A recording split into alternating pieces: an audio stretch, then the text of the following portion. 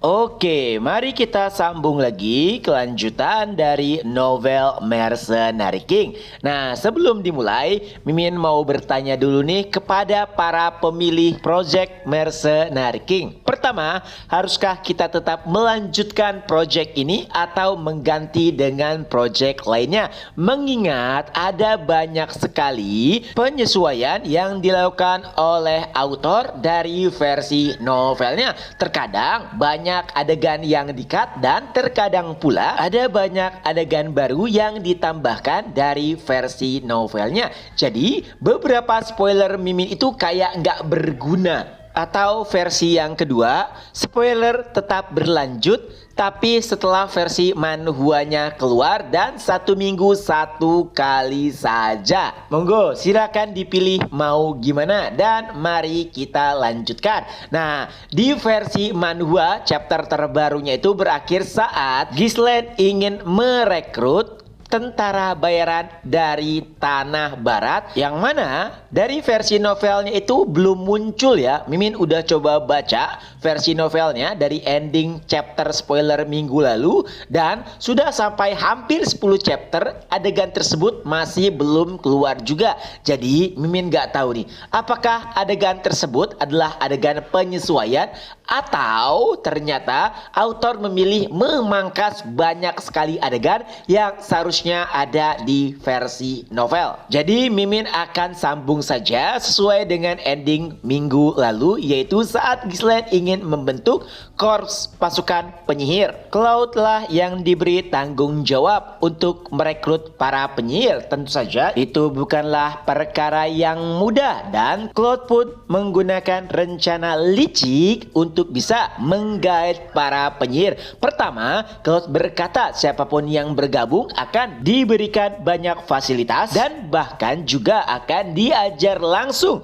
oleh penyihir lingkaran ke-6 yaitu Vanessa. Tapi sebagai gantinya mereka harus tanda tangan kontrak selama 30 tahun. Karena itu bukanlah waktu yang singkat, beberapa penyihir awalnya tampak ragu. Tapi setelah bertemu langsung dengan Vanessa yang akan menjadi mentor mereka, walaupun awalnya Vanessa tampak meragukan, tapi karena Vanessa begitu mahir menjelaskan beberapa hal yang mereka tanyakan, pada akhirnya para penyihir pun setuju untuk bergabung dengan kelompok Ghislaine. Tapi ternyata mereka bukan hanya bekerja sebagai penyihir pada umumnya, tapi mereka juga bekerja sebagai pekerja kasar di konstruksi. Tentu saja itu melukai harga diri mereka. Tapi karena mentor mereka yaitu Vanessa dan juga Alfoy bekerja di tempat yang sama, mau tidak mau mereka pun bekerja di tempat konstruksi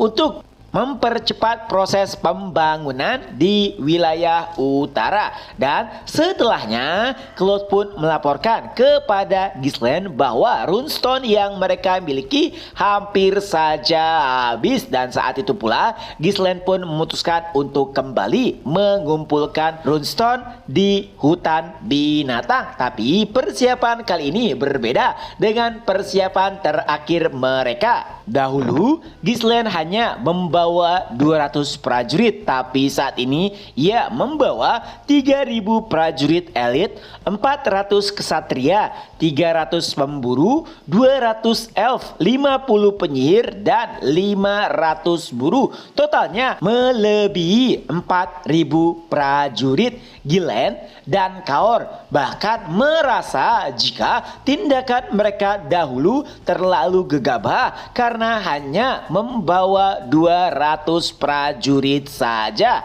Dan sebelum berangkat, Ghislaine pun menjelaskan kepada para petinggi yang intinya target mereka akan jauh lebih besar dibandingkan dengan yang lalu, di mana Ghislaine juga akan mengamankan beberapa sumber daya berharga lainnya. Tentu saja beberapa orang nampak begitu terkejut bagaimana bisa Ghislaine begitu yakin dengan klaimnya. Dari manakah sumber informasi Ghislaine. Tapi Ghislaine tidak langsung menjawabnya dan berkata suatu saat nanti pasti ia akan memberitahukan rahasianya dan kalian hanya perlu mempercayainya saja. Dengan demikian perjalanan ke hutan binatang pun dimulai. Nah, nanti di wilayah Fenris, Ghislaine kembali merekrut prajurit untuk memperbanyak pasukan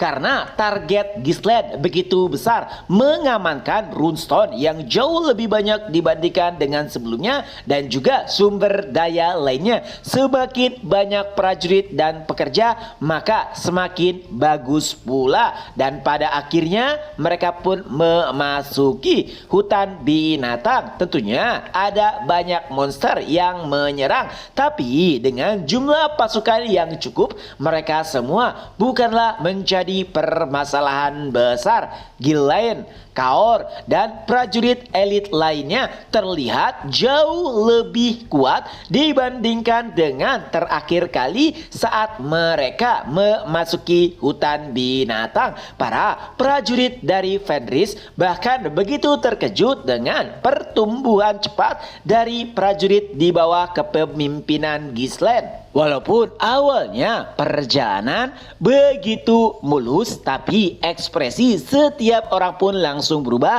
tak kala Ghislaine berkata ini semua hanyalah pemanasan dan juga permulaan. Di tempat yang akan mereka tuju, monster-monster yang akan mereka hadapi akan jauh lebih banyak dan lebih mengerikan. Entah itu adalah sebuah gertakan atau hanya candaan, karena tempat yang mereka kunjungi sebenarnya belum pernah ada seorang pun yang pergi ke sana, termasuk Ghislaine. Itulah kenapa mereka semua bertanya-tanya apakah informasi tersebut akurat atau hanya sekedar candaan Ghislaine untuk mencairkan suasana. Nah, permasalahannya tidak semua prajurit mendengar apa yang dikatakan Ghislaine, tapi Ghislaine sama sekali tidak berniat mengumumkannya secara langsung. Vanessa bertanya, apakah itu tidak masalah?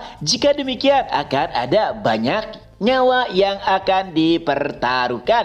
Ghislaine pun menjawab, ini sesuai dengan rencanaku. Biarkan mereka merasakannya secara langsung agar mereka bisa memahami seberapa kuatkah mereka saat ini. Vanessa masih terlihat begitu khawatir, tapi ia juga tidak bisa membantah perintah dari Ghislaine. Nah, ada banyak sekali pertanyaan di kepala Vanessa.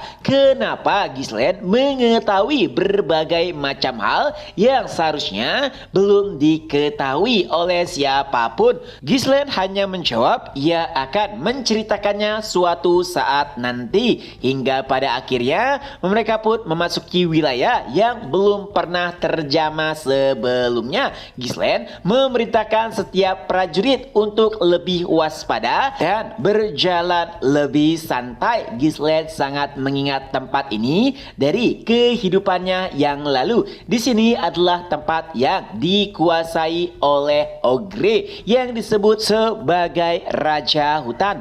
Belum lama mereka memasuki wilayah tersebut, terdengar suara raungan dan muncullah seekor raksasa. Jelas itu adalah monster Ogre, tapi permasalahannya ukurannya jauh lebih besar dibandingkan dengan Ogre kebanyakan. Nah, anehnya moralitas prajurit sama sekali tidak turun walaupun mereka harus menghadapi monster yang tidak biasa. Itu semua karena mereka unggul dari segi kuantitas. Bahkan Kaor mengajukan diri untuk menghadapi monster Ogre seorang diri, mengingat ia pernah mengarahkan Ogre berkepala dua. Para prajurit pun langsung menyemangatinya. Lalu Ghislaine bertanya, apakah kau yakin akan menghadapinya seorang diri? Dengan penuh keyakinan Kaur pun menjawab, ya, tenang saja, aku sendiri sudah cukup. Tapi tak lama kemudian